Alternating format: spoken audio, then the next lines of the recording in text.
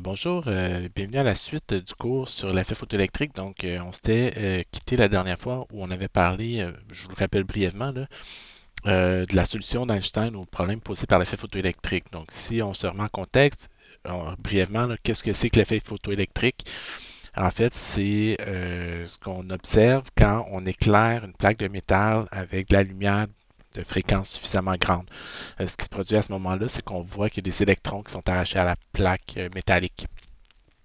La solution d'Einstein est de supposer que l'énergie transportée par la lumière n'est pas uniformément répartie dans l'espace, mais qu'elle est localisée dans des particules qu'on appelle des quantas, qu'Einstein appelait des quantas, et qui avaient à la fois, je dis des particules parce que c'est des objets physiques qui ont à la fois des propriétés de la lumière et à la fois des propriétés, pardon, à la fois de la propriété d'onde et aussi de particules. Donc, les propriétés ondulatoires sont les notions de longueur d'onde, fréquence, le produit des deux donne la vitesse de propagation.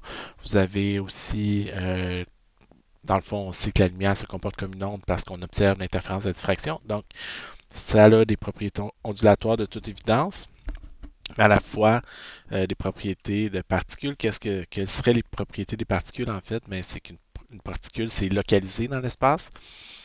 Euh, L'énergie transportée par la lumière est localisée dans l'espace. Si on suppose que l'énergie transportée par un photon est proportionnelle à sa fréquence, supposons que l'énergie transportée par un quanta, donc le terme photon est arrivé plus tard dans l'histoire, on dit proportionnel à sa fréquence. OK? On va supposer par conservation de l'énergie dans l'effet photoélectrique, ok, que si au départ j'ai un photon qui transporte une énergie totale égale à HF, l'énergie finale, elle va se répartir comment? Mais une partie de l'énergie qui va servir à arracher l'électron à la plaque de métal, tout le surplus d'énergie va être stocké sous forme d'énergie cinétique par notre électron, qui va se comporter souvent de façon purement classique, là. Donc, c'est-à-dire que l'énergie cinétique est toujours égale à une demi-mv carré. OK? Dans l'effet photoélectrique, qu'est-ce qu'on sait d'autre? On sait que ici, qu'est-ce qui se passe si je diminue la fréquence? Je vais diminuer l'énergie cinétique jusqu'à temps que la fréquence soit tellement basse que j'ai tout juste l'énergie nécessaire pour vaincre le travail d'extraction. Donc, à ce moment-là, le travail d'extraction est H fois la fréquence seuil. Puis, on sait aussi que pour bloquer les électrons, donc dans une cellule photoélectrique, si vous vous référez aux travaux de Lénard, par exemple, ainsi de suite, on va appliquer un potentiel d'arrêt pour stopper les électrons. On sait que l'énergie cinétique maximale est reliée au potentiel d'arrêt euh, de cette façon-là. Donc, c'est essentiellement les équations dont on va avoir besoin dans l'effet photoélectrique. C'est important de bien comprendre, là, je veux dire, comme toujours, ça ne sert à rien de retenir les équations par cœur. Vous êtes mieux de savoir ce que ça représente. Euh, Ça aide toujours pour la suite. Donc, on va commencer cet exercice, en fait, aujourd'hui, avec, si on regarde l'exercice numéro 3 ici dans les notes de cours, on dit une lampe émettant une puissance lumineuse de 25 watts, donc autrement dit, une ampoule de 25 watts, éclaire une pièce de 25 cents qui est située à 1 mètre de la lampe. Donc, qu'est-ce qu'on a comme situation? Vous avez une ampoule de 25 watts, OK? Ou que je trace bien mes ampoules lumineuses, moi, ce matin, OK? Wow, OK? Donc, vous avez une lampe de 25 watts qui émet la lumière puis qui éclaire un 25 cents qui est situé à 1 mètre de distance. OK? Donc, on dit quelle est l'intensité lumineuse reçue par la pièce de 25 cents. En fait, ici, imaginez que vous avez de façon très générale une source lumineuse, OK,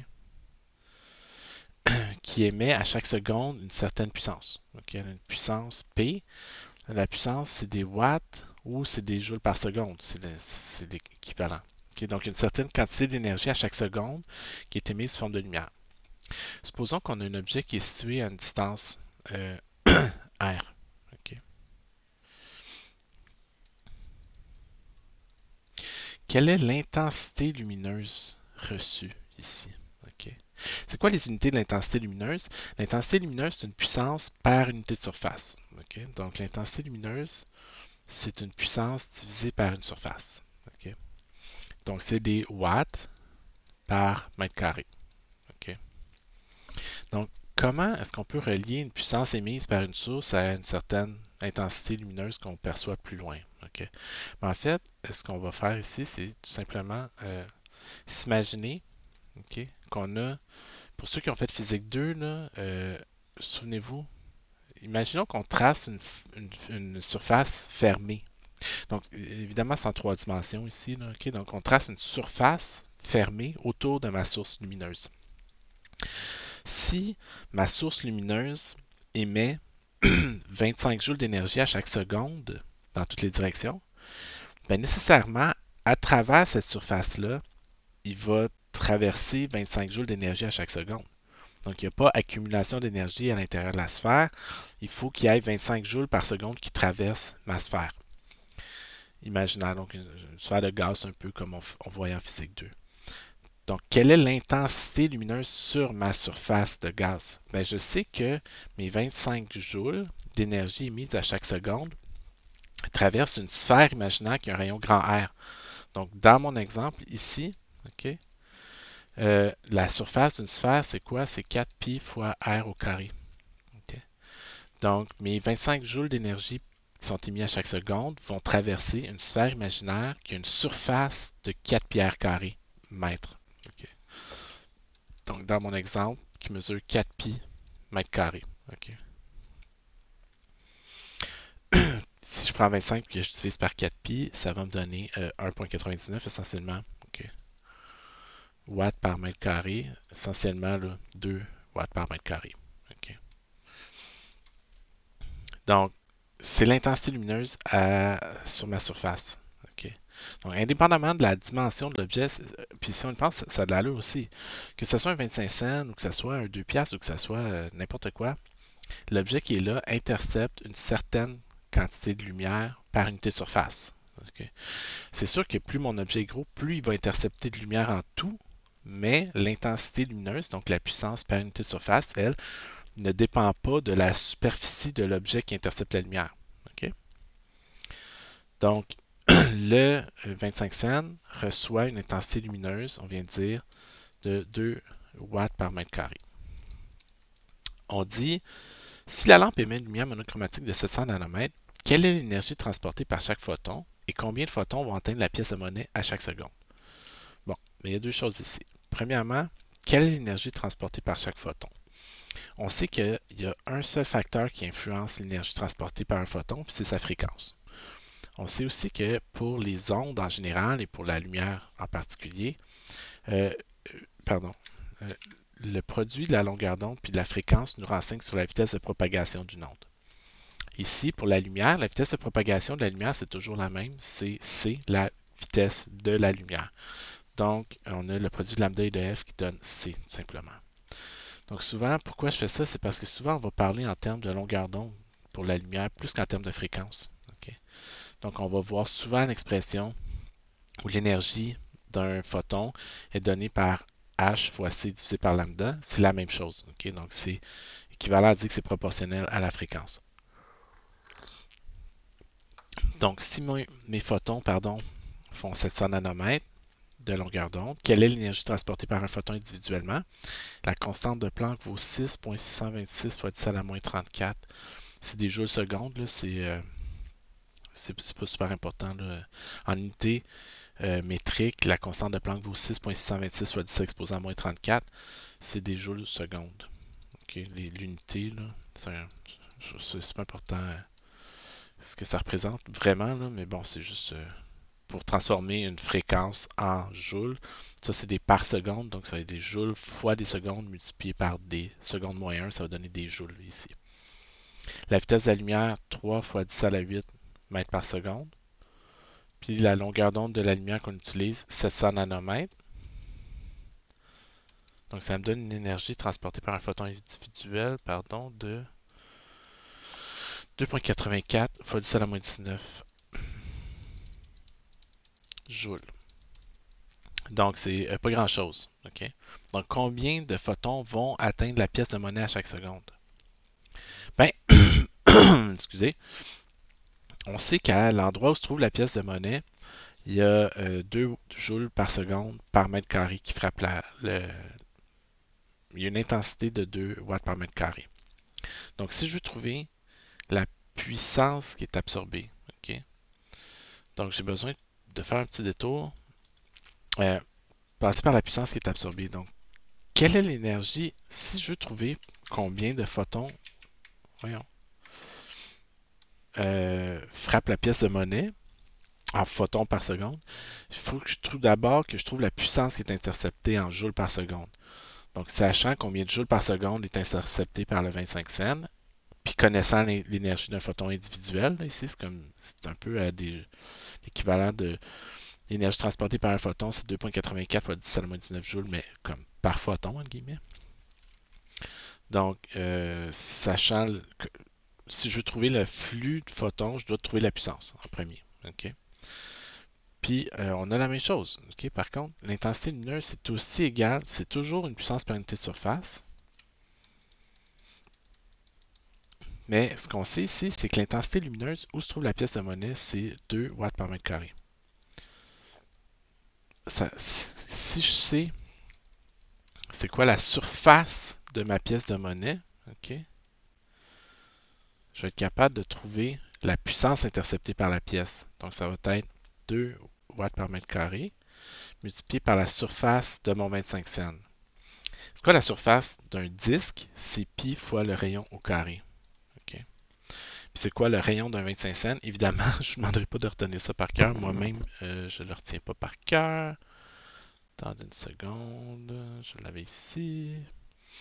Donc, l'énergie transportée par la surface d'un 25 cents. Le rayon d'un 25 sous, pardon, bon, je vais l'avoir, c'est 1,2 cm. OK. Donc, la surface d'un 25 cents, ça vaut 4,5 fois 10-4 mètres carrés. Donc, la puissance interceptée par un 25 cents, ça va être 9 fois 10 à la moins 4 watts. Autrement dit, mon 25 sous accumule l'équivalent de 9 fois 10 à la moins 4 joules d'énergie à chaque seconde. OK? Des watts, j'aime ça, mais des joules par seconde, des fois, c'est encore plus évident. OK? Donc, maintenant, la question qu'on se pose, combien de photons frappe la plaque de métal? OK? Donc, si je veux intercepter P, OK, joules d'énergie par seconde, qu'est-ce que je connais? OK? Je connais l'énergie transportée par un photon, donc c'est l'équivalent des joules par photon, si on veut. OK? Ben, j'ai juste à multiplier par le nombre de photons par seconde. Puis ça va me donner l'énergie interceptée par la plaque. Faire simple, OK? Imaginons que chaque photon transporte 1 joule d'énergie, puis que j'ai 10 photons par seconde qui frappent la plaque.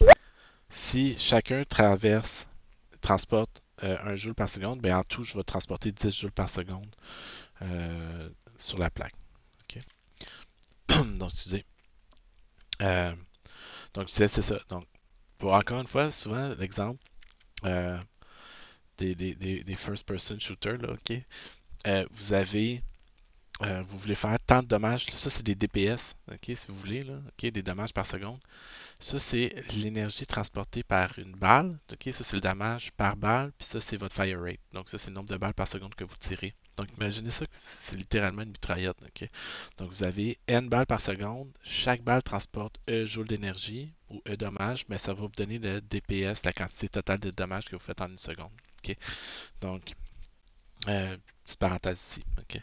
Donc, appliqué à notre exemple, nous, ce qu'on cherche, c'est N. OK? Donc, N, ça va être P divisé par E, tout simplement. Donc, moi, j'ai besoin d'intercepter 9 fois 10 à la moins 4 joules d'énergie à chaque seconde. Chaque photon transporte individuellement 2,84 fois 10 à la moins 19 joules. Donc, je me trouve à intercepter 3. Pardon, 3,17 fois 10 à la 15 photons à chaque seconde. Donc, ici, j'attire votre attention sur le chiffre. OK? On va remettre ça un petit peu en contexte. Qu'est-ce qu'on a comme situation? On a une ampoule de 25 watts. Okay? C'est pas grand-chose, une ampoule de 25 watts. Une ampoule incandescente, là, on s'entend, une ampoule, une diode de 25 watts, une DEL de 25 watts, c'est pas mal plus puissant. Là. Mais chez vous, vous avez peut-être encore des ampoules de 60 watts ou de 100 watts, puis des 60 watts, ça éclaire pas tant que ça. Okay? Donc, imaginez que vous avez une ampoule de 25 watts, puis qu'à une distance de 1 mètre de cette ampoule-là, vous allez mettre un 25 cents. OK? Ben, le 25 sous va intercepter environ de l'ordre de 3 fois 10 à la 15 photons à chaque seconde. Donc, imaginez la quantité de photons qui sont éjectés, tout simplement. OK? Donc, c'est énorme. Quand on y pense, là, je veux dire, c'est ridicule. C'est pour ça qu'on ne voit pas, entre autres, c'est pour ça qu'on ne voit pas la nature quantique à notre échelle. OK? Il y a tellement de photons, OK, qu'on ne peut pas les distinguer individuellement. On n'est pas à un photon près. Là, OK? Donc, le, le nombre de photons dans l'environnement est tellement grand que c'est une des raisons pourquoi on ne voit pas l'aspect granulaire, l'aspect quantique de la nature à tous les jours. On la voit quand on va dans le détail, dans les observations vraiment microscopiques, mais pas à notre échelle. C'est absolument impossible de voir ça. OK? Donc, c'est juste pour donner une idée des ordres de grandeur ici. OK? Donc, en C, on vous demande si la lampe émet plutôt une lumière monochromatique de 400 nanomètres, quelle est l'énergie transportée par chaque photon, puis combien de photons vont atteindre la plaque de monnaie, la pièce de monnaie, pardon. Ben, qu'est-ce qui change si j'utilise une lumière bleue versus une lumière violette, pardon, versus une lumière rouge? Comme l'énergie des photons dépend de la longueur d'onde des photons, ben ici, l'énergie du photon bleu va changer, va être différente. Donc, l'énergie d'un photon, qui est H fois C divisé par la longueur d'onde, 6,626 fois 10 à la moins 34, multiplié par la vitesse de la lumière, divisé par la longueur d'onde, 400 nanomètres, ça me donne l'énergie d'un photon individuel de 4,97 fois 10 à la moins 19 joules.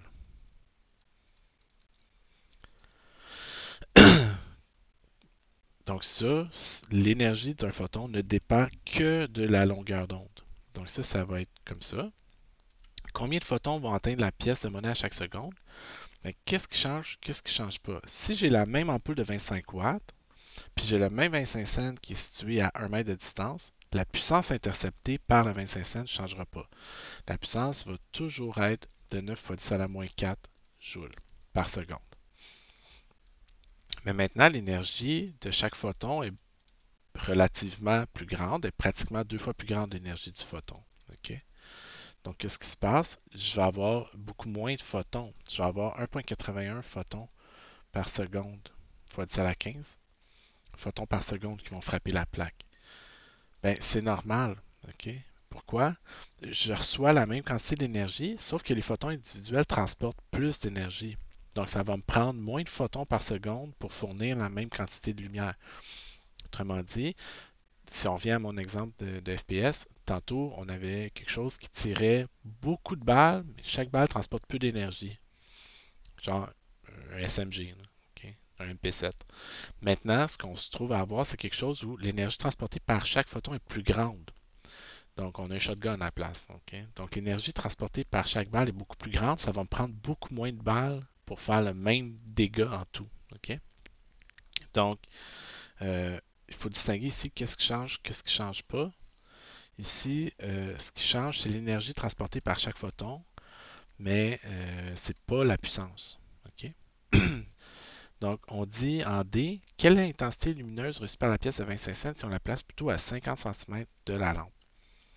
Donc, si je déplace ma pièce puis je l'approche, okay, mais là, elle va intercepter une plus grande proportion de la lumière. Pourquoi? Bien, si je reviens à mon exemple avec ma source monochromatique puis ma pièce, bien ici, si la pièce est plus proche qu'elle l'était, évidemment, ma surface de gaz, okay, ma sphère imaginaire qui entoure ma source, est plus petite.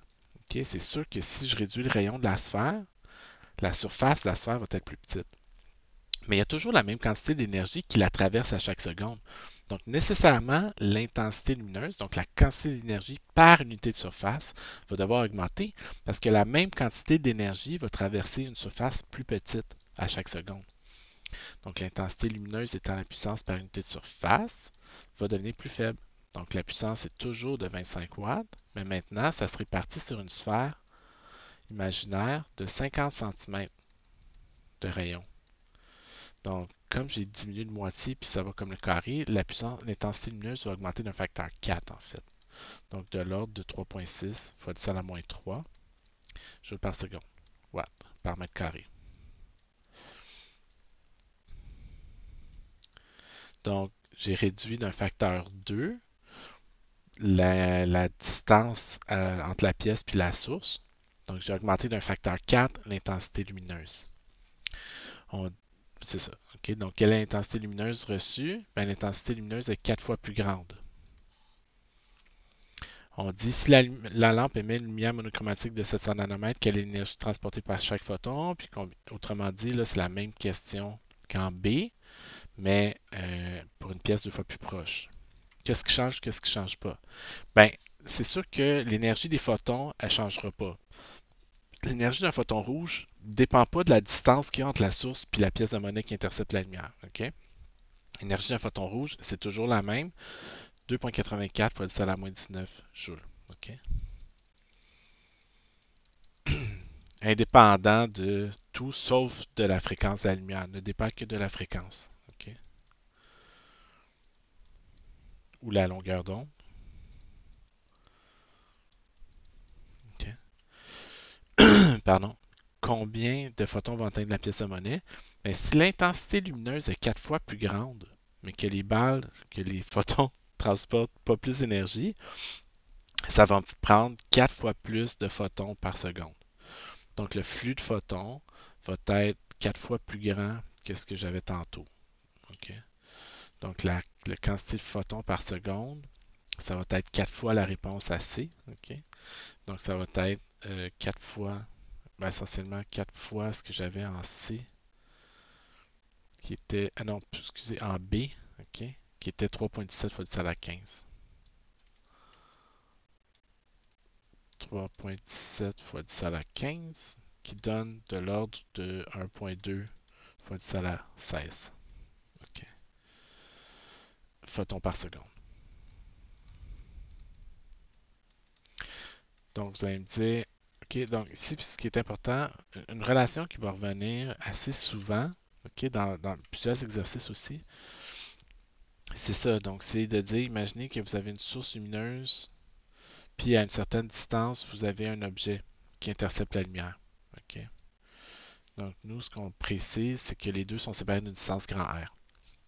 Nous, on a calculé, on va utiliser l'intensité lumineuse. Donc, moi, j'ai une source qui émet une certaine puissance émise ici. Là. Donc, j'ai une source qui émet une certaine quantité d'énergie à chaque seconde.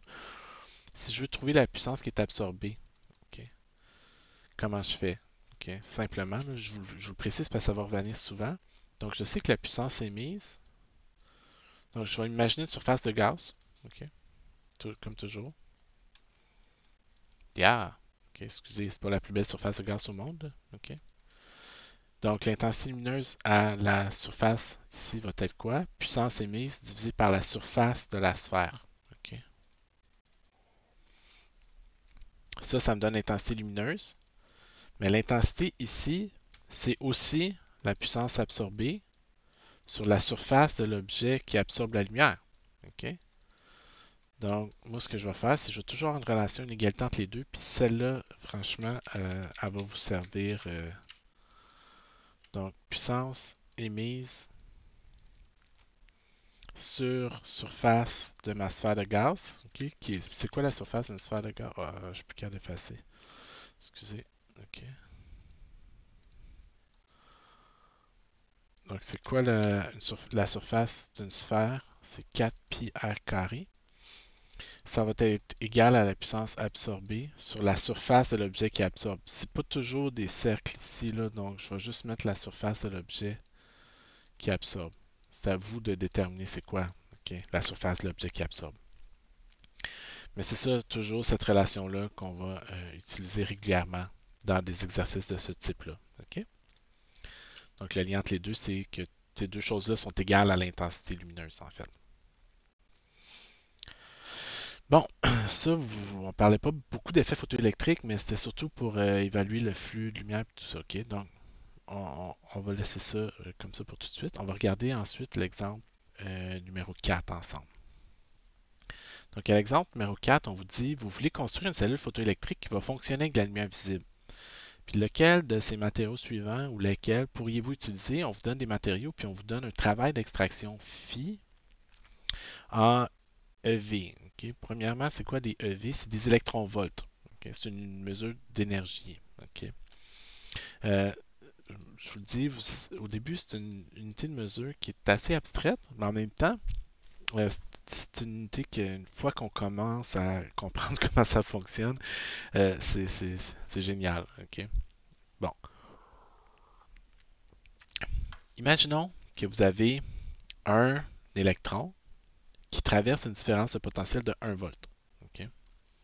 Donc j'ai... Oups, excusez. Okay. Je vais ouvrir une nouvelle page, je pense, 2 secondes. Donc, comme je vous disais, excusez, vous voulez... donc, c'est quoi un électron-volt? Oui, excusez. OK. Ça correspond à quoi? Mais premièrement, c'est une mesure d'énergie, c'est une quantité d'énergie. Pourquoi? On se souvient, imaginez que vous avez une différence de potentiel de 1 volt entre deux plaques. OK? Puis vous avez un électron qui se déplace puis qui traverse cette différence de potentiel-là. Combien d'énergie est-ce qu'il va gagner ou perdre? Okay, puis pourquoi gagner ou perdre? Mais ça dépend dans quelle direction la différence de potentiel est exercée ou dans quelle direction le champ électrique est appliqué, mais peu importe. Okay. Imaginons, mettons, avant de faire l'exemple avec l'électricité, faisons l'exemple avec la gravité. Vous avez un objet qui s'élève d'une hauteur h. Combien d'énergie est-ce que cet objet-là va gagner ou perdre? Okay? Donc, vous avez une balle, vous la lancez vers le haut, mettons, ou vous avez la même balle qui tombe vers le bas. Combien l'énergie potentielle va-t-elle varier entre ces deux points-là s'ils sont séparés d'une distance h? Bon, on sait que la variation d'énergie potentielle, ici, elle va être égale à quoi? À mgh. Okay?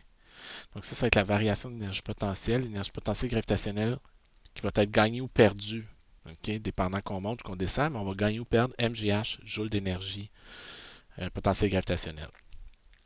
Mais de la même façon, si vous avez 1 volt entre deux plaques de métal, puis que vous avez un électron qui se déplace entre ces deux plaques-là, l'électron va gagner ou perdre une quantité égale à quoi? À E, qui est la charge d'un électron, fois V, OK? Fois 1 volt. Donc, il va gagner ou perdre une quantité égale à 1,6 fois 10 à la moins 19 joules d'énergie. Donc, c'est quoi un électron-volt? Okay? C'est l'énergie gagnée ou perdue par un électron qui traverse une différence de potentiel de 1 volt. Ça correspond à 1,6 fois 10 à la moins 19 joules d'énergie. Donc, chaque fois qu'on va avoir une mesure d'énergie, okay, en joules, on peut diviser par exemple par 1,6.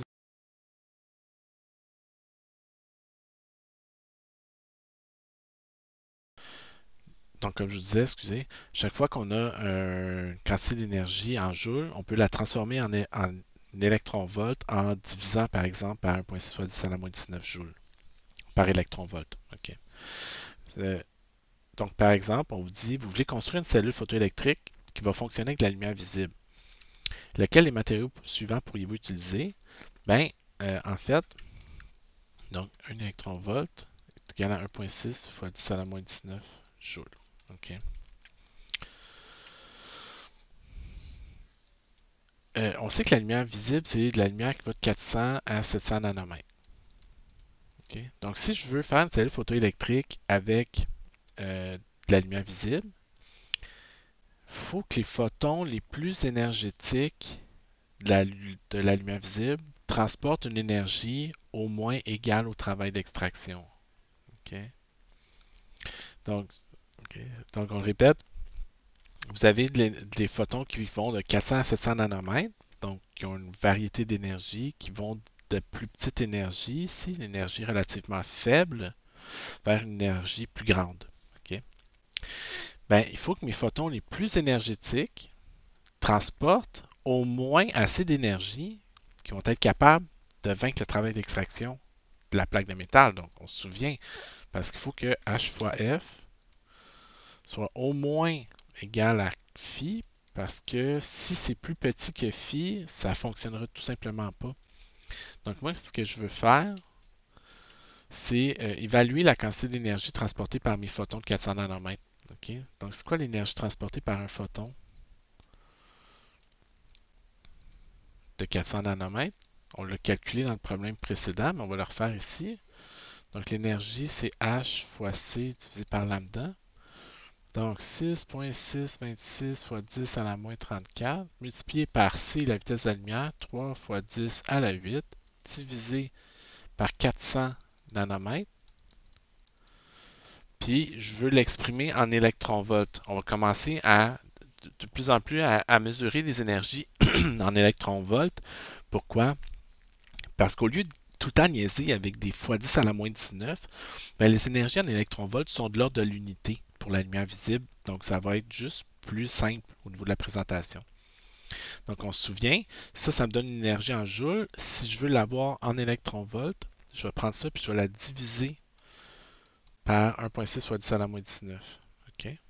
Donc, ça va me donner une énergie en électronvolts ici directement. Si vous remarquez, c'est toujours les mêmes constantes. Donc, c'est toujours 6,626 fois 10 à la moins 34 fois 3 fois 10 à la 8 divisé par 10 à la moins 9 divisé par 1,6 fois 10 à la moins 19. Puis c'est 1 sur 400 de ça. OK? Donc, c'est toujours un gros paquet de constantes qu'on divise par lambda. OK? Puis ce gros paquet de constantes-là, si je le calcule, je vais vous épargner, là, c'est parce que je veux juste être sûr que je ne dis pas de niaiserie. OK? Après changement. Donc 6,626 exposant 34 multiplié par 3e8 divisé par 1 exposant moins 9 divisé par 1,6 exposant moins 19. Ça donne 1242,3. OK, on va laisser tomber le virgule 3 là. OK. Divisé par 400, ça donne 3,10 électronvolts. OK. Donc, une recette simple, OK, vraiment simple, puis que ça ne me dérange pas si vous en servez, OK. Si vous voulez trouver l'énergie d'un photon en électronvolts, vous faites 1242 divisé par la longueur d'onde exprimée en nanomètres. Puis ça va vous donner tout de suite l'énergie en électronvolts. Ça, cette relation-là, là, moi, je vais m'en servir beaucoup pour la suite. OK? Donc, un photon de 400 nanomètres, son énergie, 1242 divisé par 400 nanomètres, 3,11 électronvolts. Un photon de 700 nanomètres, 1242 divisé par 700. Ça, c'est juste pour le pratiquer parce qu'on ne vous le demande pas ici. 1242 divisé par 700, 1,77 électronvolts. OK? Donc, vous avez une relation, c'est juste une règle de 3, c'est super simple. OK? Puis d'où ça vient? Ça vient du fait qu'on fait toujours le même calcul. On prend l'énergie d'un photon, H fois C divisé par la longueur d'onde, puis on divise par E pour l'exprimer en électronvolts. Donc, c'est toujours le même paquet de constantes qui vaut 1242. Donc, on dit que les photons les plus énergétiques, pour revenir à l'exemple numéro 4, on dit que les photons les plus énergétiques transportent 3,11 électronvolts d'énergie sous forme de lumière. Donc, quels métaux vont être compatibles avec la lumière visible pour fabriquer une cellule photoélectrique? Bien, ça va être le barium puis le lithium. Pourquoi? Parce que c'est les deux seuls métaux où l'énergie, le travail d'extraction, pardon, est inférieur à l'énergie transportée par un photon. Donc, si votre photon arrive avec 3,11 électronvolts d'énergie, il ne pourra jamais éjecter un électron d'une plaque d'aluminium où le travail d'extraction est 4,2 électronvolts. Parce qu'il n'y a juste pas assez d'énergie pour arracher l'électron. Par contre, pour le barium, ben, il reste il y a plus que les 2,5 électronvolts que ça prend pour arracher l'électron à la plaque de barium. Il va même rester environ 0,6 électronvolts d'énergie sous forme d'énergie cinétique pour notre électron. Okay? Donc, on dit, donc, vous comprenez? Donc, lesquels vont fonctionner? Barium et lithium, parce que c'est les deux seuls, parce que phi est plus petit que l'énergie. Pour ces deux métaux-là, le travail d'extraction est plus petit que l'énergie transportée par un photon de 400 nanomètres. Okay? Que ce soit 2,3 ou 2,5, est plus petit que le 3,11 électronvolts d'énergie transportée par la lumière violette. Évidemment, ça ne fonctionne pas avec la lumière rouge. Okay? La lumière rouge ne transportant que 1,77, 1,8 électronvolts d'énergie, ne transporte pas suffisamment d'énergie pour que l'effet photoélectrique se produise dans le barium ou dans le lithium. Mais c'est pas grave, la violette en transporte suffisamment, donc on va être correct pour voir l'effet photoélectrique se produire. OK? Donc, qu'est-ce qu'on retient ici? Euh, Ce petit truc-là va vous aider beaucoup. L'énergie en électronvolts, c'est quoi? Un électronvolt, ça correspond à l'énergie gagnée ou perdue par un électron qui traverse une différence de potentiel de 1 volt. Okay. Donc, déterminer l'énergie. La question suivante, à la question 5, on dit vous avez une surface, une plaque de sodium. Excusez.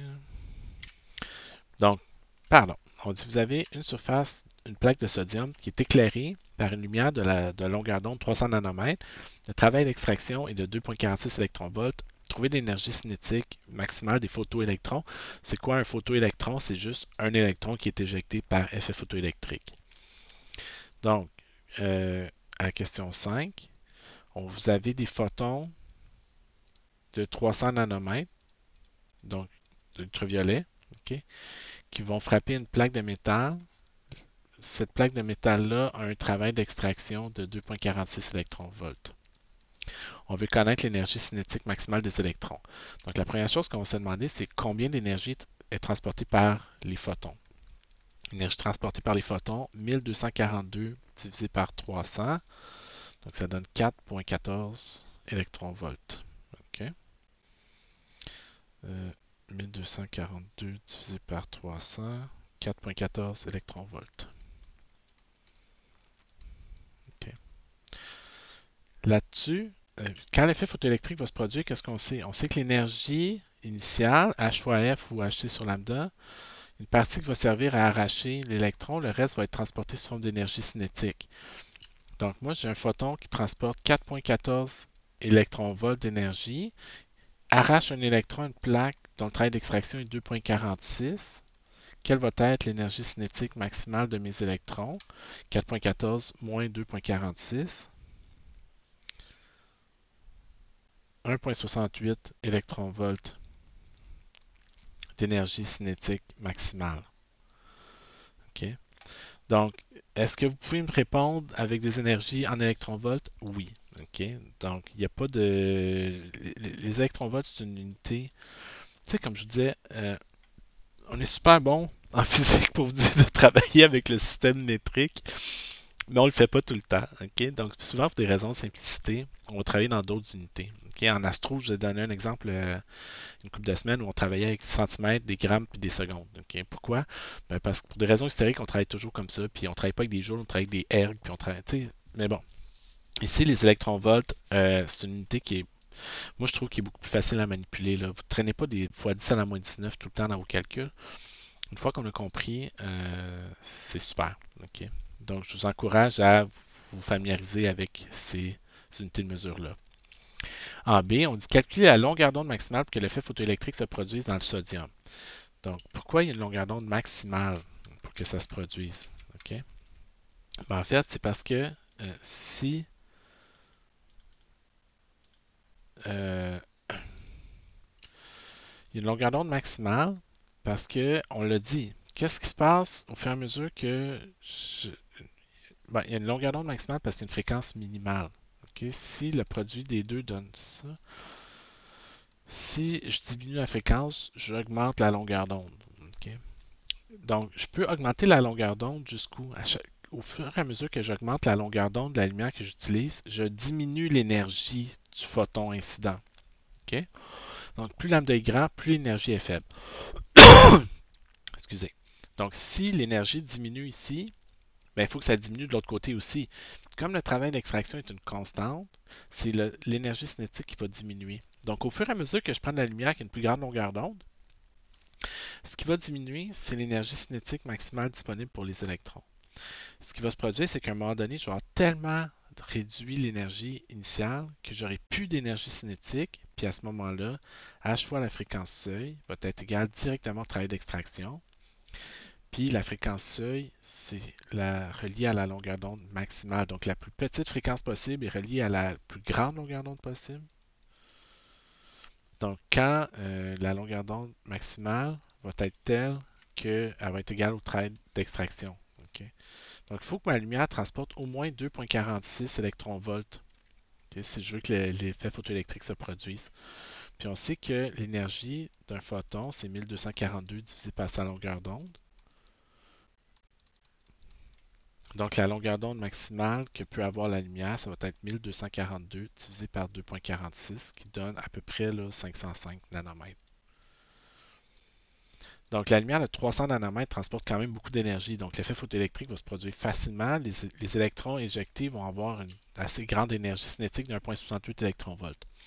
Au fur et à mesure que je réduis la fréquence de la lumière ou que j'augmente sa longueur d'onde, pour parler en des termes équivalents, ben, je diminue l'énergie cinétique disponible pour les électrons. À un moment donné, quand l'énergie est tout juste égale au travail d'extraction, ben, l'effet photoélectrique peut se produire, mais les électrons qui vont sortir de là auront essentiellement plus d'énergie.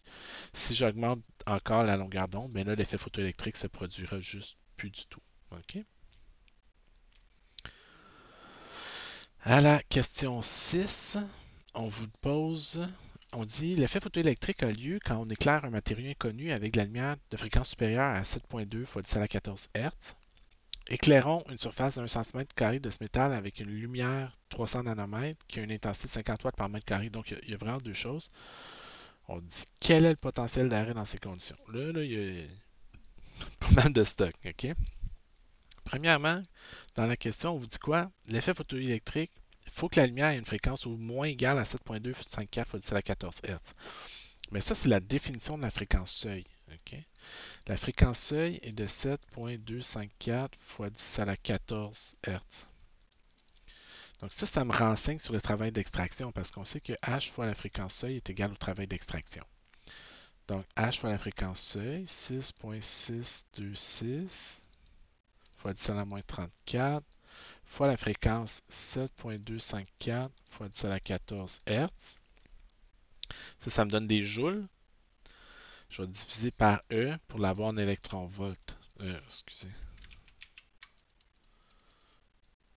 OK. Donc ça vaut 3 électronvolts si je me souviens bien. Oui, c'est ça. Donc ça donne 3 électronvolts qui est le travail d'extraction. Okay? Donc on sait que indépendamment de l'énergie du photon incident, le premier 3 électronvolts de cette énergie-là va servir à vaincre le travail d'extraction. Donc juste à éjecter l'électron de la plaque de métal. Si l'énergie est plus grande que ça, okay? Pour la petite histoire, ça correspond à une longueur d'onde, juste pour qu'on se mette en perspective. L'énergie de 3 électronvolts, ça correspond à un photon qui a une longueur d'onde de combien?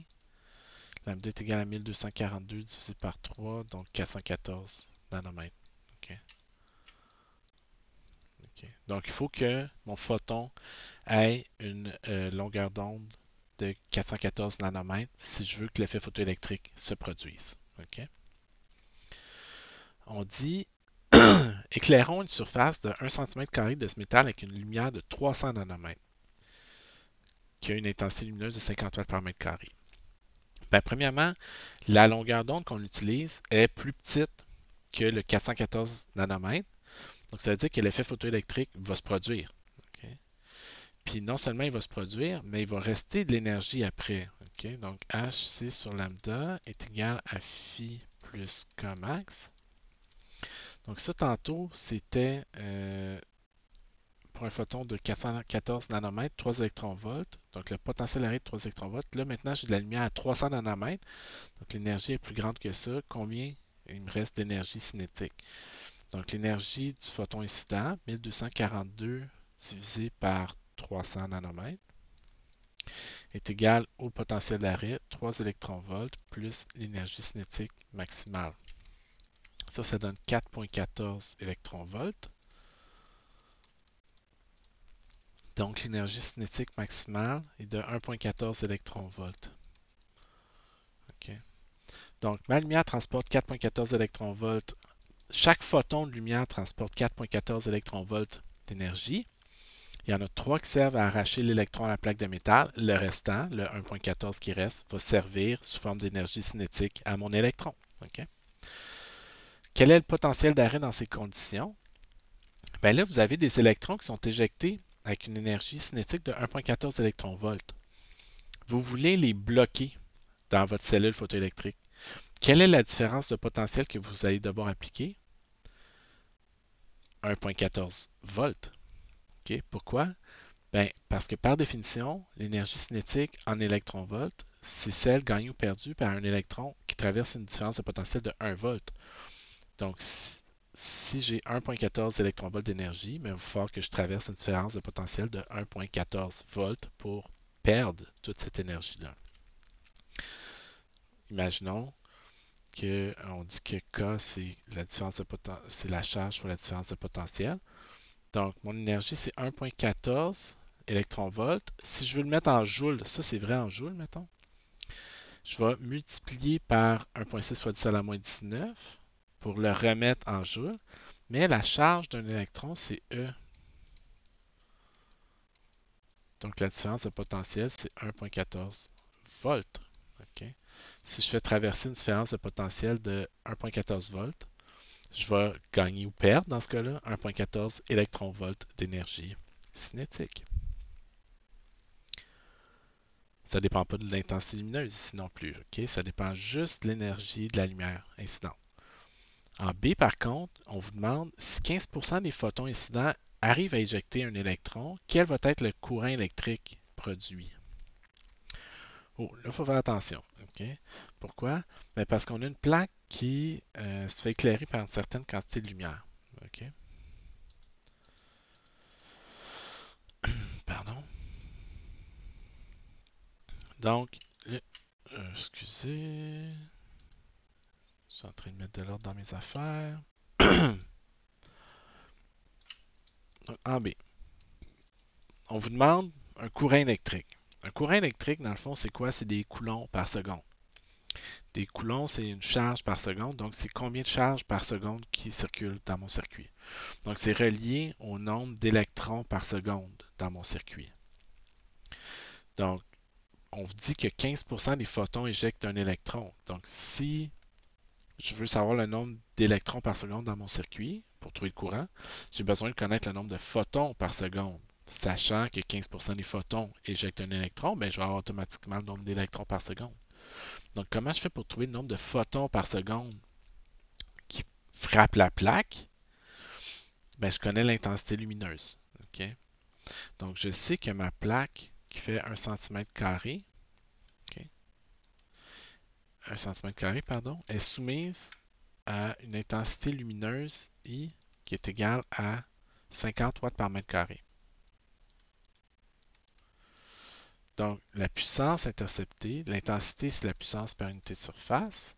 Donc, la puissance interceptée, pardon, ça va être égal à l'intensité fois la surface, 50 watts par mètre carré, multiplié par la surface, 1 cm². Là, il faut faire attention. Quand on met des centimètres carrés en mètre carré, c'est quoi? C'est 1 sur 100 fois 1 sur 100. OK? Parce que c'est au carré. Donc, ça fait 1 sur 10 moins 4 mètres carrés. 1 sur 10 à la 4. Donc, la surface, c'est 10 moins 4 mètres carrés. Voyons, ça va donc bien. Pas super. OK. Donc, la puissance interceptée, ça va être 5 fois 10 moins 2. 50 fois 10 moins 2, pardon. Donc, 5 fois 10 moins 3 watts. ou 5 fois 10-3 joules par seconde. Donc, quelle est l'énergie?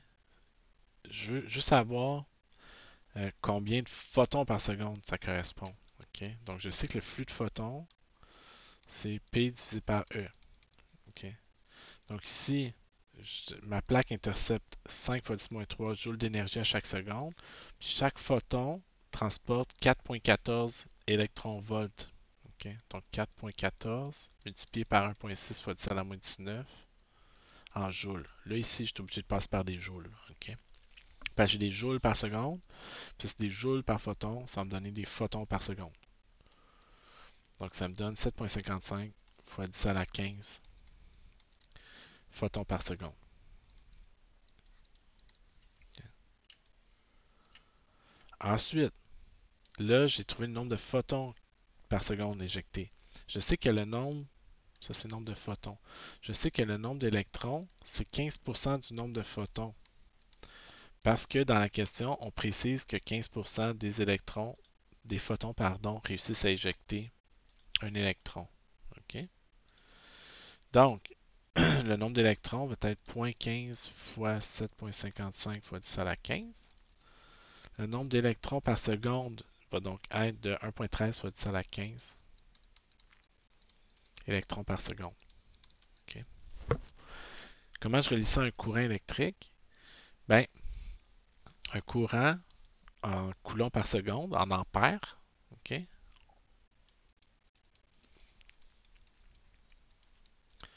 Je vais prendre le nombre d'électrons par seconde qui frappe la plaque, puis je vais multiplier, donc ça c'est des photons par seconde, puis je vais multiplier par la charge d'un électron, coulomb par électron. Donc ça va me donner la quantité totale de charge par seconde. C'est ça un courant. Donc 1,13 fois 10 à la 15 électrons par seconde. Chaque électron transporte 1,6 fois 10 à la moins 19 coulombs. Ça me donne un courant électrique de 1,8 fois 10 à la moins 4 ampères. Pas de quoi tuer un cheval. OK? C'est ça le principe. Donc, souvent, cette partie-là, du coup, vous remarquerez, là, il y a beaucoup d'unités. Il y a beaucoup de petites variables. Au niveau mathématique, c'est pas la partie la plus complexe, je vous dirais, là, mais c'est pas nécessairement. C'est qu'il y a beaucoup de petites relations entre plein de petites variables.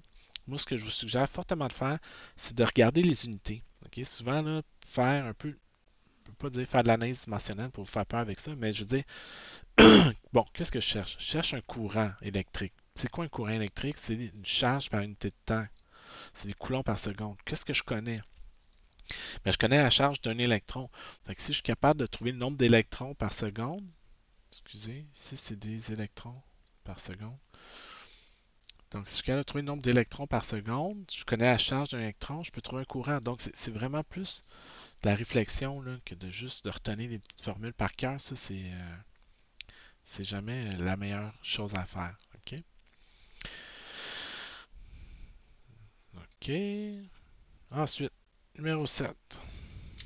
Donc, il faut voir le côté positif. C'est ça qui est le fun de travailler à la maison. Je peux me faire des cafés quand ça me tente. Fait que je prends une pause entre deux questions. Je vais me faire un café, je reviens. On dit à la question 7, en fait, depuis le début, on vous dit que le modèle classique ne fonctionne pas. Okay. Que l'énergie, elle doit être localisée. Pourquoi? Ben, si on utilisait le modèle classique, puis ça c'est vraiment une preuve par l'absurde que le modèle classique ne fonctionne pas, on dit supposons que l'énergie transportée par la lumière est répartie de façon uniforme sur la surface éclairée, donc que l'énergie n'est pas localisée dans des petits paquets d'énergie, mais qu'elle est répartie de façon uniforme.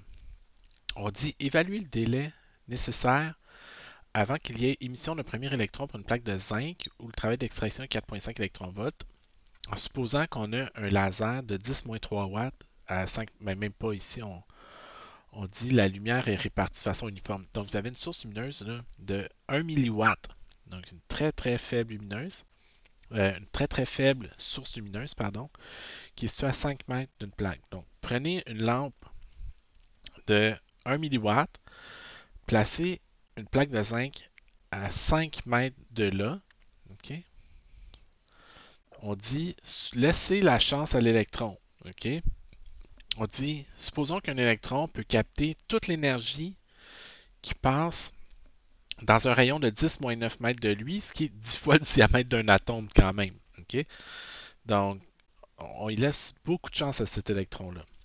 Okay? Si l'énergie est répartie de façon uniforme, combien ça va prendre de temps avant que ça fonctionne? OK? Donc, euh, qu'est-ce qu'on a ici? On va avoir on va se faire notre petit schéma. Donc, vous avez votre source lumineuse qui émet 10 à la moins. Donc, la puissance émise, 10 à la moins 3 watts. Là, vous avez votre électron ici. On dit qu'il absorbe toute la lumière qui rentre sur un cercle de rayon R. Puis, on dit qu'ils sont à une distance de 5 mètres.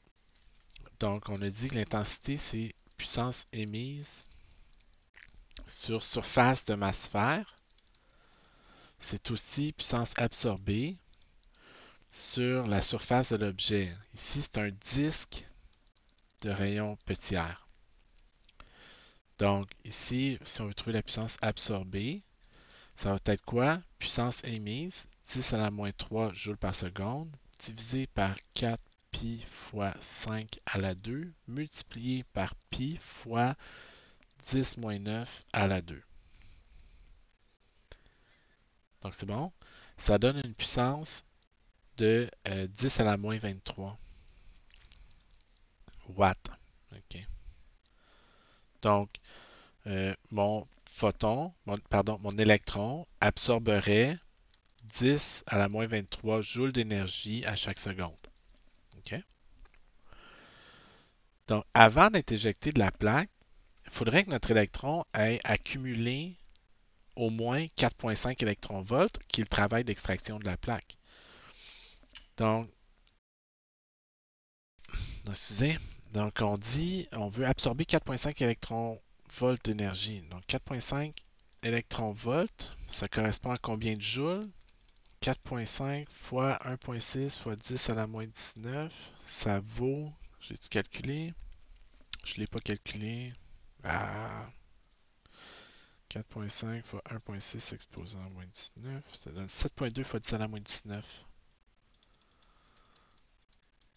joules. OK? On sait que euh, donc je veux accumuler 7,2 fois 10 à la moins 19 joules, mais je l'accumule au taux de 10 à la moins 23 joules à chaque seconde. Ça va me prendre combien de temps pour faire ça? Ben, le temps, ça va me prendre 7,2 fois 10 à la moins 19 joules divisé par 10 à la moins 23 joules par seconde. Donc ça va me donner T secondes, qui est de l'ordre de 7,2 fois 10 à la 4 secondes, qui est de l'ordre de 20 heures. Okay? Donc on divise par 3600 secondes par heure, ça me donne 20 heures environ. Okay? Donc ça voudrait dire que prenez un laser, une source très faiblement lumineuse, allez placer un électron, une plaque de métal plus loin, vous allez devoir attendre 20 heures si l'énergie est répartie de façon uniforme. En pratique, ça prend combien de temps? En pratique, dans la mesure où la fréquence dépasse la fréquence seuil, ça va se faire en dedans de 3 fois 10 à la moins 9 secondes. Donc ça, c'est une preuve supplémentaire comme quoi c'est impossible que l'énergie soit répartie de façon complètement uniforme dans l'espace. Il faut que l'énergie soit localisée parce que si l'énergie était répartie de façon uniforme, on n'observerait essentiellement jamais l'effet photoélectrique. Okay? Bon, donc va pour ça. Donc, ça c'est le genre de calcul en passant là, que des petits, ce qu'on appelle back of the envelope, là, des petits calculs qu'on fait en arrière d'une enveloppe. Là.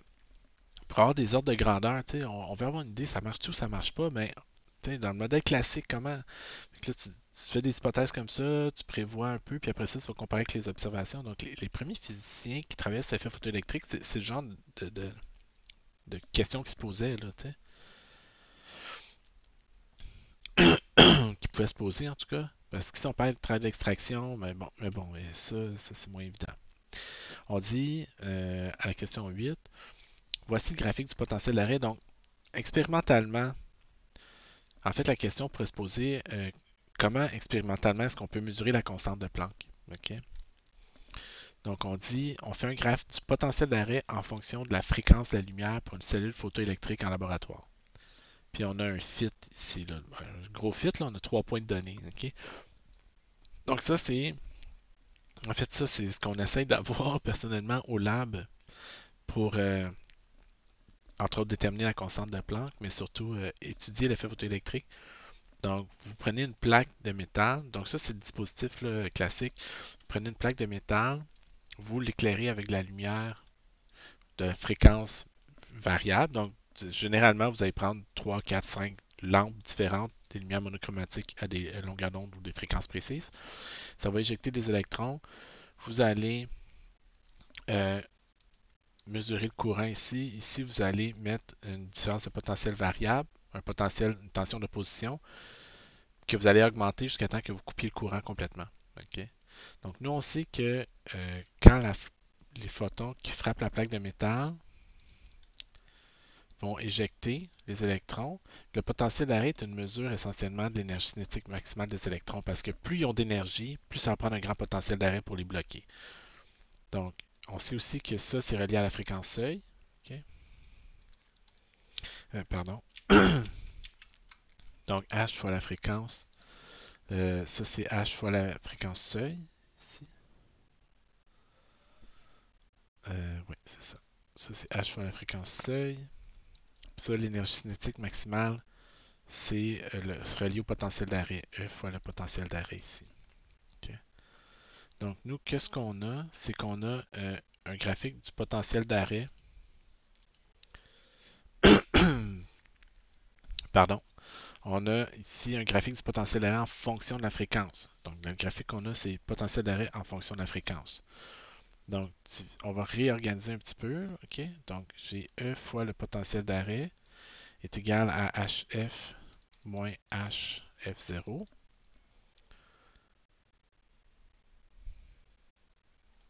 OK? Donc, on va diviser par E.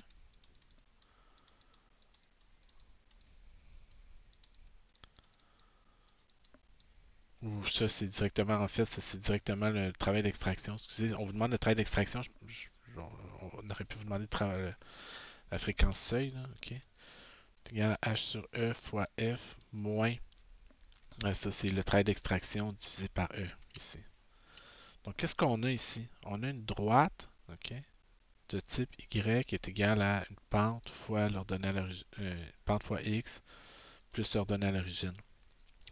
Donc, dans mon graphique, la pente correspond à H sur E, puis l'ordonnée à l'origine correspond au travail d'extraction divisé par E. Donc, euh, pardon. Donc, dans mon graphique, la pente est égale à 0.368 fois 10 à la moins 14, qui est égal à la pente, qui est égal à H divisé par E. Okay? Donc, H va être égal à quoi? 0.368 fois 10 à la moins 14 multiplié par E, 1.6 fois 10 à la moins 19.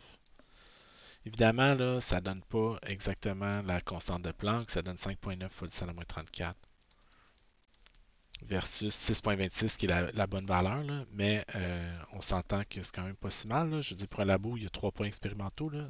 On a déjà vu pire que ça. Puis le trait d'extraction, euh, on a moins phi sur E qui est égal à B. Voyons.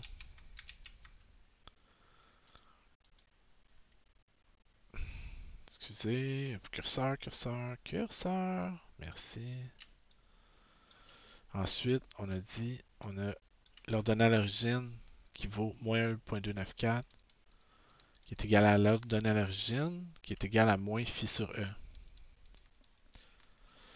Donc, ça c'est potentiel, pardon. Donc, le potentiel d'arrêt, le travail d'extraction, c'est quoi? 1.294 électronvolts. Okay.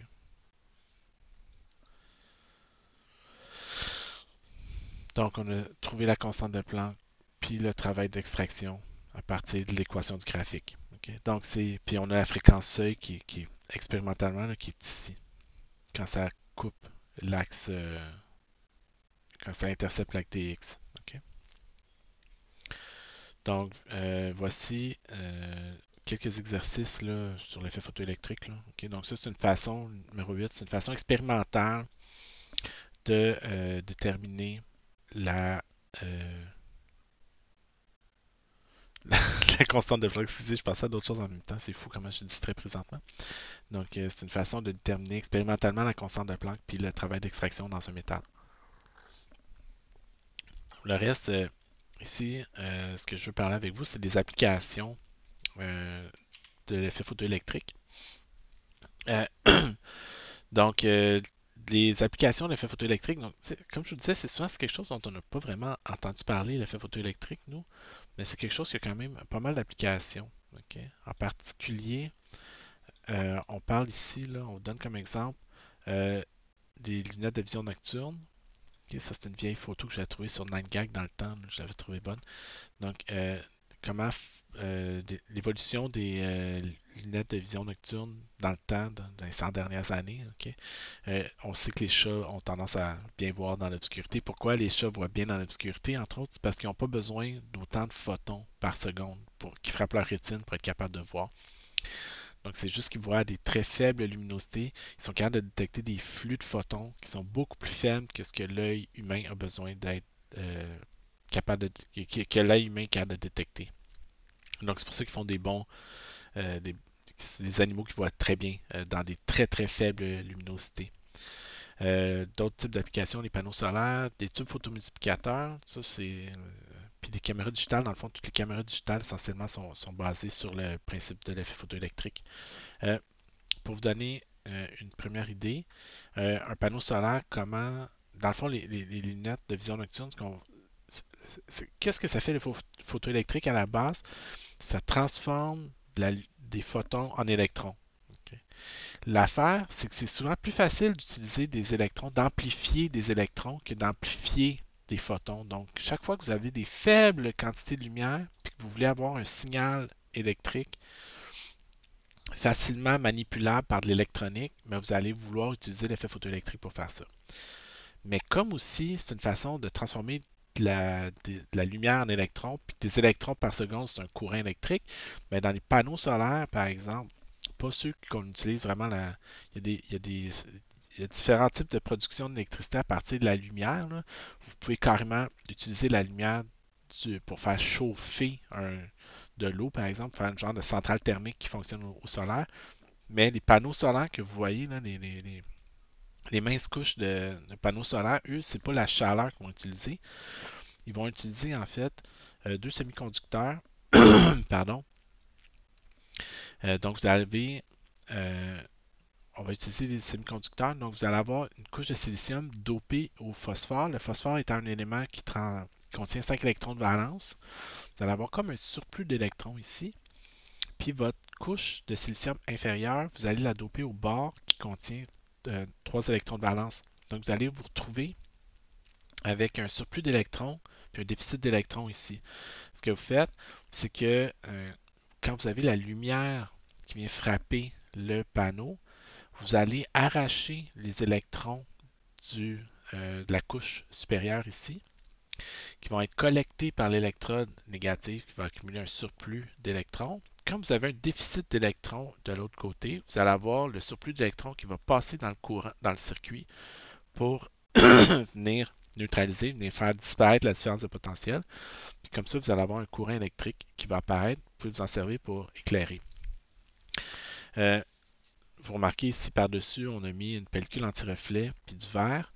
Le verre, c'est pour la rigidité mécanique. La pellicule anti-reflet, c'est pour minimiser la réflexion de la lumière pour favoriser la transmission. On se souvient que si la lumière n'est pas réfléchie, elle va être fortement transmise. Donc ça, c'est des vieilles notions qu'on avait vues plus tôt dans le cours, mais qui sont appliquées ici aussi. Okay. On remarque tout de suite un premier problème, puis on va revenir sur les énergies renouvelables plus tard dans le cours. Mais ici, on remarque tout de suite un problème. Si vous enlevez la source de lumière, vous enlevez le courant. Okay? Donc, vous êtes plus capable d'allumer des lumières. Donc, vous pouvez allumer des lumières quand il fait soleil. Quand est-ce que vous avez besoin de la lumière? quand il ne fait pas soleil. Donc le problème est autant la production d'énergie renouvelable que le stockage d'énergie. Ça, le stockage d'énergie en soi, c'est un enjeu absolument fondamental aussi. Là, ok? Donc, le problème avec la production d'électricité à la base, c'est que vous devez consommer l'électricité que vous produisez au moment où vous la produisez. C'est difficile de stocker de l'énergie, ça prend des batteries. Ok? Ou d'autres façons de faire. Là, on va revenir sur plein, sur certains types d'applications, vous pouvez stocker de l'énergie. Comment stocker de l'énergie, en fait? C'est ça un gros problème qu'on a présentement dans le monde industriel dans lequel on vit. C'est difficile de stocker de l'énergie. C'est tellement difficile de stocker de l'énergie que généralement, on va laisser rouler des centrales électriques à perte là, plutôt que de les éteindre, là, parce que des fois, c'est plus simple de les laisser rouler. Puis on va être obligé de construire beaucoup de centrales parce qu'il faut fournir le pic de demande, alors que la plupart du temps, la demande est vraiment faible. Ben, pas nécessairement si faible. Mais, par exemple, imaginez au Québec, les journées froides s'en viennent. Là. Euh, quand tout le monde chauffe en même temps le matin, vous allez avoir besoin d'énormément d'électricité. Donc, le pic de consommation va vraiment devenir très grand. La quantité d'énergie d'électricité que vous devez produire est très grande, mais vous ne pouvez pas stocker cette électricité-là. Donc, vous êtes obligé de la produire au fur et à mesure que vous la consommez. Donc, vous avez besoin de construire des centrales électriques pour fournir au pic de demande, alors que le reste du temps, l'été, la nuit, la demande n'est pas si grande que ça. Donc, vous avez plein de centrales électriques qui servent à rien, sauf à alimenter les pics de demande. Okay? Donc, comment éviter les pics de demande? Ben, en utilisant des façons de stocker de l'énergie pour répartir la demande. Donc, si vous êtes capable de stocker de l'électricité, vous pouvez utiliser les moments creux où la demande est faible pour remplir vos batteries, puis vous utilisez vos batteries quand la demande est élevée. Donc, une façon de faire ça, c'est de moduler le prix de l'électricité en fonction de l'heure de la journée. On s'en va loin un petit peu, mais pour vous donner une idée des enjeux actuels, vraiment, là, c'est très, très actuel comme enjeu. Là. Donc, imaginez que vous voulez encourager les gens, vous voulez éviter d'avoir à construire des centrales électriques. OK? Comment vous pouvez éviter de construire des centrales électriques? C'est en réduisant les pics de demande, parce qu'on vient d'en parler. C'est au moment où la demande est la plus élevée que vous devez fournir. Donc, vous allez devoir une capacité de production capable de fournir les pics de production, les pics de demande. Ben, imaginez que vous encouragez les gens à investir chez eux pour qu'ils s'achètent des batteries ou qu'ils se mettent des panneaux solaires reliés à des batteries. Le jour, vous utilisez la lumière du soleil pour charger vos batteries. La nuit, vous utilisez l'énergie que vous avez stockée pendant le jour pour vous éclairer. Imaginez maintenant que vous êtes, je sais pas moi, Hydro-Québec, puis vous êtes tanné de construire des centrales pour rien, parce que ça vous coûte une fortune construire une centrale électrique. Vous allez vous dire, moi j'aimerais ça à la place, là, la nuit, là, mes centrales servent à rien. Donc, ce que je vais faire, c'est que je vais encourager les gens à acheter des batteries puis à les remplir la nuit pendant que moi, la demande est très faible. Comme ça, le jour, je n'aurai pas besoin de fournir autant parce que le monde va vouloir rouler ses batteries. Donc, comment je peux motiver les gens à faire ça? Ben, je vais vendre l'électricité pas cher la nuit, puis plus cher le jour. Puis ça, Hydro-Québec le fait à une autre échelle. Ben, le faisait surtout à une autre échelle avant tout le gaz de schiste aux États-Unis. Il y a des interconnexions entre le Québec et les États-Unis, entre autres, qui faisaient que aux États-Unis, l'électricité coûte beaucoup plus cher qu'au Québec. Puis, l'électricité est souvent produite à partir de centrales thermiques, centrales au charbon, au gaz naturel par exemple, ou même de centrales nucléaires. Vous ne fermez pas ça la nuit, ok? Parce que vous voulez que votre chaudière ait toujours une température stable pour faire bouillir de l'eau. Si vous réduisez la température de la chaudière pour réduire la production, ben c'est correct, mais quand vous voulez repartir la production le matin, il faut réchauffer la chaudière, puis c'est plus compliqué que d'autres choses. Donc, généralement, vous voulez que ça marche à température constante toute la journée. C'est juste que la nuit, vous ne produisez pas d'électricité. Vous faites juste. On n'embarquera pas dans les détails, mais vous êtes juste. Vous gaspillez du charbon, essentiellement du gaz naturel. Fait Hydro, ce qu'ils faisaient, les entreprises qui produisent l'électricité comme ça, eux autres, ils disaient, Chris, j'ai une centrale qui roule, il n'y a pas de demande. Qu'est-ce que je vais faire? Ben, je vais baisser le prix de mon électricité pour encourager les gens à l'acheter quand même. Donc, Hydro-Québec, elle, qu'est-ce qu'elle fait? Dans le temps, surtout, là, ça se fait moins aujourd'hui parce que c'est moins rentable, mais elle fermait les barrages la nuit parce que Hydro-Québec a une des rares sources d'énergie qu'on peut moduler la production en temps réel, essentiellement à la seconde près. Donc, la nuit, ferme les barrages, achète les surplus de production d'électricité des États-Unis à un prix dérisoire. Puis le matin, quand arrive le pic de demande, ben là, elle ouvre les barrages dans le tapis, puis elle revendait, je devrais plutôt dire, elle revendait aux Américains l'électricité qu'elle avait achetée pendant la nuit, mais à 3, 4, 5, 6 fois le prix qu'elle l'avait payé. OK?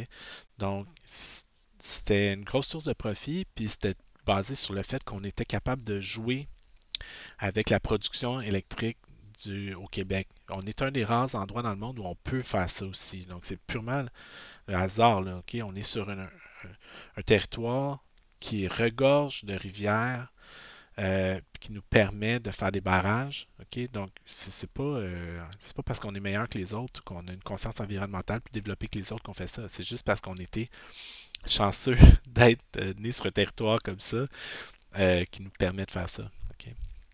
Donc, je revenais sur les enjeux environnementaux, sur les enjeux énergétiques, surtout quand on parlait de centrales nucléaires, mais c'est déjà pour vous donner une idée. Euh, L'interaction entre le génie, dans le fond, les applications en génie pour la production d'électricité, c'est quand même un problème assez contemporain quand on parle des changements climatiques. S'il y a bien une affaire qu'on veut réduire, c'est le gaspillage. Si on peut éviter de gaspiller l'électricité, c'est déjà bon. Comment on peut encourager ça? Il y a plusieurs façons de le faire. Une étant juste de moduler le prix de l'électricité puis de favoriser de s'équiper avec des batteries et ou des panneaux solaires. Imaginez que vous avez des panneaux solaires chez vous puis que vous pouvez revendre votre surplus à Hydro-Québec au lieu juste d'acheter de l'Hydro-Québec. Il y a des endroits où c'est permis de le faire, il y en a où c'est pas permis encore. Donc, bref, les panneaux solaires fonctionnent généralement à l'aide de l'effet photoélectrique. Dans le fond, vous avez de la lumière qui vient frapper une plaque de métal, qui va arracher des électrons.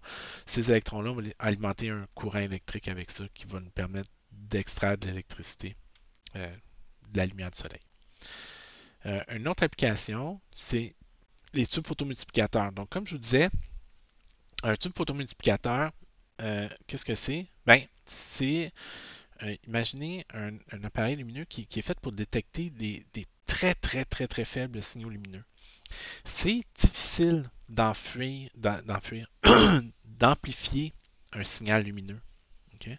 Ce qui est facile, par contre, c'est d'amplifier un signal électrique. Okay? Donc, comment on fait pour amplifier un signal électrique? Ben, vous avez juste à mettre ce qu'on appelle des dinodes ici, là, dans le fond. Si vous mettez des plaques de métal séparées d'une coupe de 1000 volts de différence de potentiel. Donc, ce que ça fait, c'est que ça va, dès que vous avez un photon qui arrive, l'effet photoélectrique se produit dans la cathode, puis vous allez avoir un électron qui va être éjecté. Cet électron-là va être attiré vers une dynode par une différence de potentiel attractif très grande, qui va faire accélérer l'électron, puis qui va faire smasher dans la plaque de métal. Au moment où ça smash dans la plaque de métal, bien là, vous allez avoir une coupe d'électrons qui vont être délogés de la plaque de métal, qui vont être attirés par une deuxième dynode. Où là, vous allez avoir le même effet qui va se produire. Donc, une cascade où là, vous avez 2, 3, 4 électrons qui arrivent, bang, rentrent dans la plaque de métal, vous en avez une 10, 15 qui sortent de là. Puis, vous allez mettre des dynodes successives comme ça, toujours avec une grande différence de potentiel entre chaque, pour amplifier le signal, pour qu'au lieu d'avoir juste un électron au début, un électron, c'est pas vraiment détectable par un circuit électrique nécessairement, mais vous allez le faire jusqu'à ce temps que vous ayez suffisamment d'électrons pour que là, le tube photomultiplicateur, la caméra dise ah, je viens d'enregistrer un hit. Okay? Je viens d'enregistrer quelque chose. Donc, c'est ça un tube photomultiplicateur. Ça le dit multiplicateur. Pourquoi? On multiplie le nombre d'électrons de façon à obtenir un signal mesurable. Donc, ça permet de prendre des très, très, très, très faibles sources lumineuses, puis d'amplifier ça sous forme d'un signal électrique détectable. Donc, c'est le principe derrière essentiellement une caméra de vision nocturne.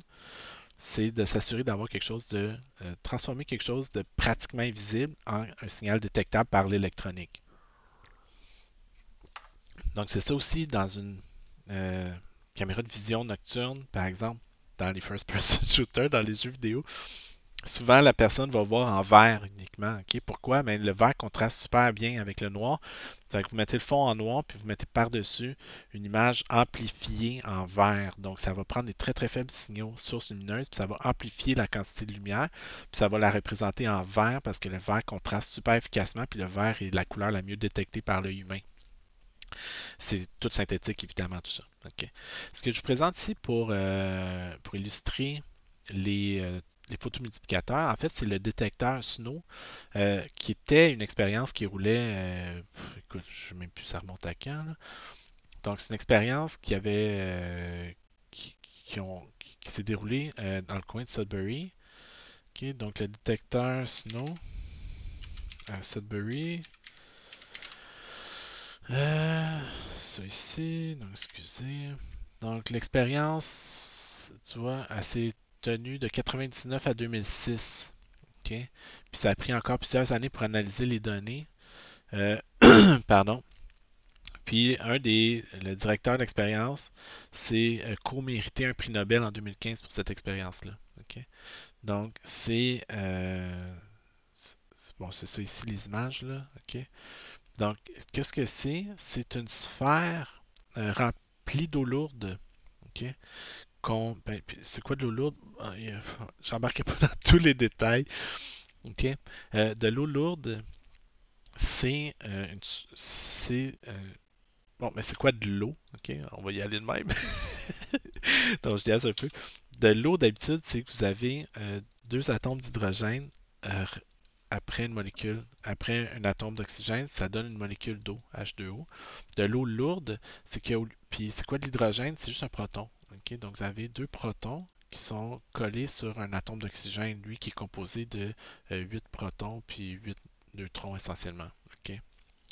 Un deutérium, de l'eau lourde, c'est de l'eau dans laquelle on remplace l'hydrogène par du deutérium. Puis du deutérium, c'est quoi? C'est un isotope lourd de l'hydrogène. Donc au lieu d'être juste un proton, c'est un proton puis un neutron collés ensemble. OK? Donc pourquoi on utilise l'eau lourde? Parce qu'elle a des propriétés physico-chimiques qui sont importantes. En particulier, ça a tendance à mieux réagir avec les neutrinos. Ok. Donc, quand vous voulez faire un détecteur de neutrinos, les neutrinos, c'est des particules qui ont la propriété d'essentiellement pas interagir avec la matière. Donc, ça interagit très, très, très, très, très faiblement avec la matière. À chaque seconde, il y a des milliards de neutrinos qui traversent votre corps, puis il n'y en a essentiellement aucun qui interagit avec vous. La- les neutrinos vont traverser la Terre au complet, puis ont une très forte probabilité de ne pas interagir avec la Terre au complet. Ok. Donc, c'est vraiment des objets qui sont excessivement difficiles à observer. Fait que pour les détecter, ce qu'on veut faire, c'est réunir les meilleures conditions possibles. Puis une des bonnes conditions, c'est d'utiliser de l'eau lourde parce que c'est un des bons matériaux pour détecter pour favoriser l'interaction avec le deutérium. Donc, vous voyez là, il y a différents types de réactions. On dit charge current, neutral current. Donc, le neutrino va convertir le neutron du deutérium en un proton. Donc, il va favoriser la transformation d'un neutron en un proton. Puis après, ce qu'on va détecter, c'est la désintégration du proton subséquent. OK? Puis il y a un électron qui va être produit, donc vous allez avoir quelque chose qui va être facile à détecter à la limite. OK? Donc, courant neutre, vous avez la diffusion électronique aussi. OK? Mais l'affaire, c'est que imaginez, vous avez un réservoir comme ça d'eau lourde, ok? Puis vous avez un neutrino qui arrive, qui vient frapper quelque chose ici. Puis là, vous avez une particule qui va être éjectée, par exemple un électron. L'électron va voyager à une vitesse plus grande que la vitesse de la lumière dans l'eau. Ok. Donc, qu'est-ce qui se passe à ce moment-là? L'électron se réveille, entre guillemets, là, puis là, il se dit, oh, je voyage trop vite. Ok. La vitesse de la lumière dans l'eau, c'est C divisé par N, 3 fois 10 à la 8 divisé par 1,33. OK? L'électron qui vient d'être produit par la réaction entre le neutrino et le neutron, ben, il va plus vite que 3 fois 10 à la 8 divisé par 1,33. Donc, il va plus vite que la lumière dans l'eau. Donc là, ce qu'il va faire, c'est qu'il va ralentir, ok? Parce qu'il ne peut pas aller aussi vite que ça. Comment est-ce qu'il va ralentir? Il va ralentir en éjectant de la lumière à l'avant de lui, dans un cône. Ok? Donc, imaginez que vous vous déplacez dans une direction, puis vous voulez ralentir, qu'est-ce que vous allez faire? Par conservation de la quantité de mouvement, vous allez pitcher quelque chose vers l'avant, ça va vous donner un petit kick vers l'arrière. Ok? Donc, l'électron, c'est ça qu'il va faire essentiellement. Donc, l'électron va éjecter de la lumière par en avant, puis la quantité de mouvement transporté par la lumière vers l'avant va faire ralentir l'électron. Puis, ça donne qu'il va avoir la lumière qui va être éjectée sous forme d'un cône. Ok? Donc, un genre de cône ici qui va apparaître à la surface du détecteur. Donc, sur le détecteur, ce que vous devez faire par la suite, c'est juste d'aller mettre un gros paquet de tubes photomultiplicateurs. Puis après ça, ce que vous faites, c'est que chaque fois que vous avez des photons qui sont détectés, ben, vous allez allumer un détecteur. Ok? Donc, vous remarquez là, ça c'est tous des petits tubes photomultiplicateurs individuels. Ok? Donc, puis là, ici, ce que vous voyez, c'est les petits tubes photomultiplicateurs qui sont allumés ou pas, ok, dépendant de la réaction. Donc, souvent, ce qu'on va faire, par exemple, c'est qu'on va utiliser ça ici, puis on va, mettons, une façon de déduire de quelle direction provenait le neutrino, ben, c'est de se dire, le cône ici il est dans la même direction, mais si la réaction ne se produit pas en plein centre, mettons que si la distance ici est plus petite que la distance là, ça veut dire que le tube photomultiplicateur, la lumière va arriver ici avant d'arriver là. Puis on va utiliser. Oups, excusez, je passe à la bonne page. OK. Excusez, c'est ce qui arrive des fois. OK. Donc, mettons que la réaction a lieu là, puis que c'est pas symétrique. Donc, ici, la distance que vous allez couvrir est plus petite que la distance que vous allez couvrir là. Donc,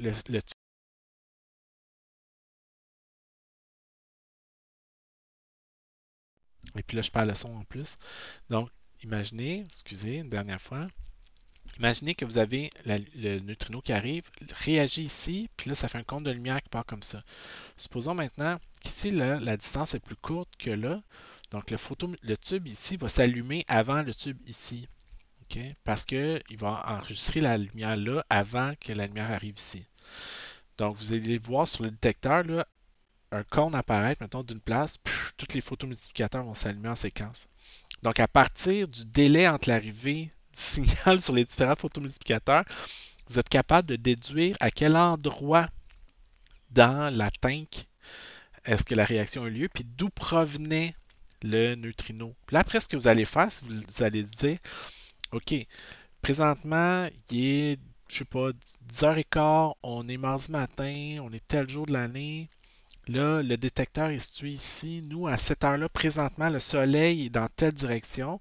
Est-ce que ce neutrino-là qu'on vient de détecter provient du soleil ou pas?